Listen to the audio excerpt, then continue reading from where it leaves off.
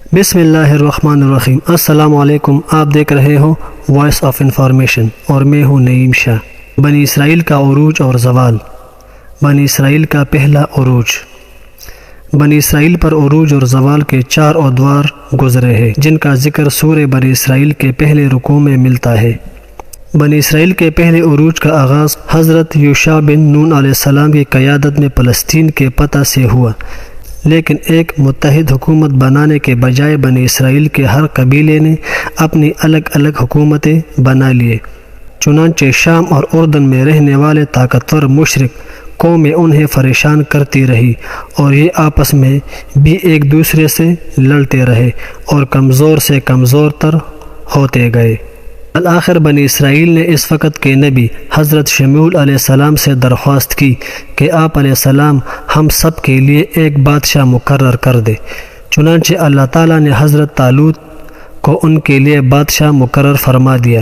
حضرت طالوت بنی اسرائیل کے سب سے بڑے دشمن جالوت سے مقابلہ کرنے کے لیے تقریباً 70,000 لوگوں کو لے کر نکلے۔ راستے میں دریا اردن پر حضرت طالوت نے فرمایا، اللہ تمہیں آزمانے والا ہے، نیز یہ بھی فرمایا کہ میرے ساتھ صرف وہ لوگ آگے چل سکیں گے جو دریا سے بالکل پانی نہ پیے مگر صرف چلو بھر پانی لے۔ اکثر لوگوں نے خوب پیٹ بھر کر پانی پیا اور بہت تھوڑے سے لوگوں نے حضرت طالوت کی بات مانی۔ چنانچہ حضرت طالوت انہی چند 313 افراد کے لشکر کو ساتھ لے کر جالوت سے جنگ کرنے پہنچ گئے۔ قوم عمالقہ کا سپہ سالار جالوت ایک بڑا قوی ہیکل پہلوان اور بہت طاقتور جنگجو شخص تھا۔ اس نے اپنے آپ کو سر سے پیر تک لوہے کے لباس میں ڈھکا رکھا تھا۔ وہ بنی اسرائیل کو چیلنج دیتا رہا کہ کوئی اس کے مقابلے کے لیے آئے، مگر کسی کو اس کے دو بدو لڑنے کی جرت نہ ہوئی۔ داؤد علیہ السلام اس وقت نوعمر نوجوان تھے۔ ان کے 3 بھائی جنگ میں شریک تھے، مگر وہ چونکہ سب سے چھوٹے تھے اس لیے اپنے بوڑھے والد کی خدمت کے لیے ان کے پاس رہ گئے تھے۔ جب جنگ شروع ہوئی کئی دن گزر گئے تو ان کے والد نے انہیں اپنے 3 بھائیوں کو خبر لینے کے لیے میدان جنگ بھیجا۔ وہاں پہنچے تو دیکھا کہ جالوت مسلسل چیلنج دے رہا ہے اور کوئی اس سے لڑنے کے لیے آگے نہیں بڑھ رہا۔ تو انہیں غیرت آئی اور انہوں نے طالوت سے اجازت مانگی کہ وہ جالوت کے مقابلے کے لیے جانا چاہتا ہے۔ ان کی نوعمری کی پیش نظر شروع میں اور دوسرے لوگوں کو بھی تردو ہوا، لیکن ان کے اصرار پر انہیں اجازت مل گئی۔ انہوں نے جالوت کے سامنے جا کر اللہ کا نام لیا اور ایک پتھر اس کی پیشانی پر مارا جو اس کے سر میں گھس گیا اور وہ زمین پر گر پڑا۔ یہ اس کے پاس گئے اور خود اسی کی تلوار لے کر اس کا سر قلم کر دیا۔ بنی اسرائیل کو دشمن پر فتح حاصل ہو گئی اور بنی اسرائیل امن و سکون سے فلسطین میں رہنے لگے۔ حضرت داؤد علیہ السلام کے اس کارنامے نے انہیں ایسی مقبولیت عطا کی کہ حضرت طالوت کے انتقال کے بعد وہ بنی اسرائیل کے بادشاہ بھی بنے، اور اللہ نے انہیں نبوت سے بھی سرفراز فرمایا، اور ان کے ذریعے پہلی بار ایسا ہوا کہ نبوت اور بادشاہت ایک ہی ذات میں جمع ہوئی۔ حضرت داؤد علیہ السلام کے انتقال کے بعد ان کے بیٹے حضرت سلیمان علیہ السلام بادشاہ بنے، جو بنی اسرائیل کے عروج کا سنہرا دور تھا۔ حضرت سلیمان علیہ السلام نے ان کے لیے ایک بہت بڑی عبادت گاہ ہیکل سلیمانی تعمیر کیا۔ بنی اسرائیل کا پہلا زوال۔ حضرت سلیمان علیہ السلام کے انتقال کے بعد بنی اسرائیل کی ریاست 2 حصوں میں تقسیم ہو گئی۔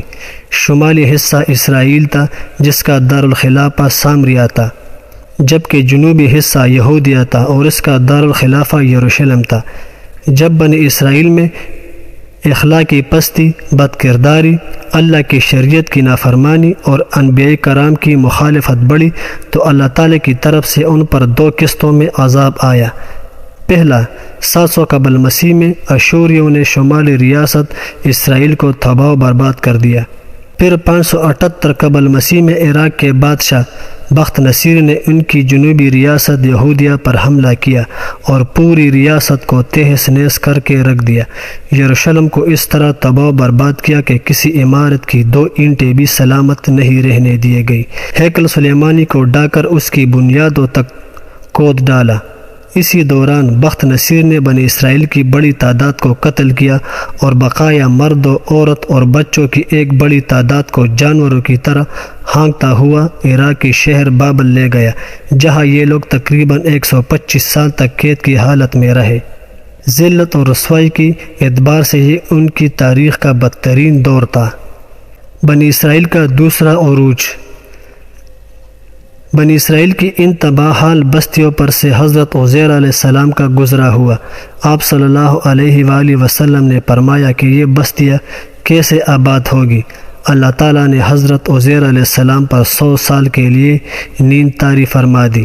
539 قبل مسیح میں ایران کے بادشاہ سائرس نے بابل عراق کو فتح کیا اور اس کے دوسرے ہی سال اس نے بنی اسرائیل کو اپنے وطن واپس جانے اور وہاں دوبارہ آباد ہونے کی عام اجازت دے دی۔ چنانچہ یہودیوں کے قافلے فلسطین جانے شروع ہو گئے اور یہ سلسلہ مدتوں جاری رہا۔ یہی زمانہ تھا جب اللہ تعالیٰ نے حضرت عزیر علیہ السلام کو 100 سال تک موت کی حالت میں رکھا، پھر آپ علیہ السلام کو اس سے اٹھایا، جس کا ذکر سورۃ البقرہ۔ حضرت عزیر علیہ السلام نے بنی اسرائیل کو فرمایا کہ آپ توبہ کر لیں، ایک اللہ کی دعوت دی۔ آپ علیہ السلام نے ان کی نظریات، عقائد، اعمال اور اخلاق کی اصلاح کا سلسلہ بھرپور انداز میں شروع کیا۔ چنانچہ حضرت عزیر علیہ السلام کی کوشش سے اصلاح احوال کے حوالے سے ان میں ایک نیا جذبہ بیدار ہوا۔ حضرت عزیر علیہ السلام نے تورات کو بھی یادداشتوں کی مدد سے نئے سرے سے مرتب کیا، جو بخت نصیر کے حملوں کے دوران گم ہو گئے تھے۔ ہیکل سلیمانی کو بھی دوبارہ تعمیر کیا گیا۔ یہ بنی اسرائیل کی تاریخ پر ہماری دوسری ویڈیو تھی۔ اس کی اور ویڈیو بھی آنے والی ہے۔ اگر آپ دوستوں کو یہ ویڈیو اچھی لگی ہو اور اسی طرح کی سیریز آپ کو پسند ہے تو پلیز میرے چینل کو سبسکرائب کریں اور بیل کے آئیکن کو ضرور پریس کریں، کیونکہ اس طرح کی خوبصورت ویڈیو کی نوٹیفیکیشن آپ دوستوں کو ملتی رہی۔ لائک اور سبسکرائبر سے آپ کا کچھ نہیں جائے گا مگر ہمارا بہت حوصلہ بڑھے گا۔ ملتے ہیں ایک دوسری ویڈیو کے ساتھ، اجازت چاہتے ہیں، والسلام۔